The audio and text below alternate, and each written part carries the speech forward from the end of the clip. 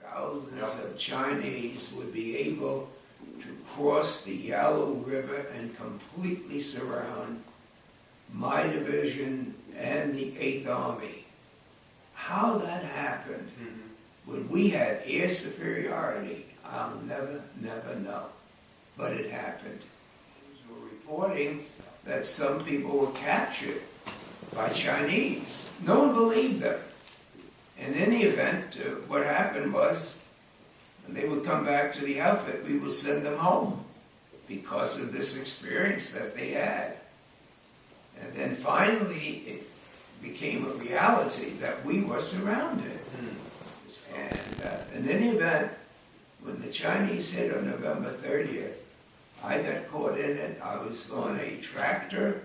Remember, when was that? November 30th, Okay. 1950. It's called the Battle of Coonaray. Coonaray, yeah. And we got beaten up pretty badly. A lot of people were captured. A lot of people were wounded. A lot of people were killed. And so, I was able, even though I was wounded, to go to a mountain that I saw somebody go up the mountain. But we kept walking and marching and sticking together.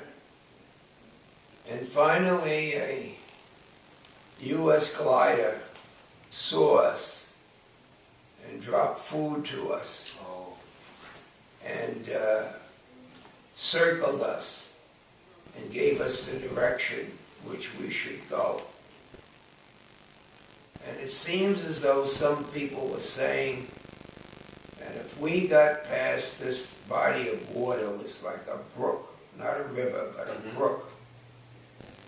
If we got over that and didn't come back, the Chinese would not follow us. And so they had a raft that was made by somebody, and they put us on this raft, and there must have been over 40 of us.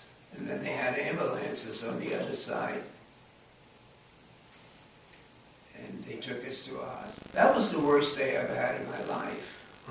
So I wrote a book saying that since November 30th, I haven't had a bad day since that time, because what could be worse during the time? Do you still keep in contact with those people that you Most all of them are gone. We used to meet regularly.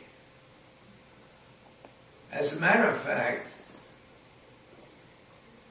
sometime in 1953, I got out of the Army in 1952,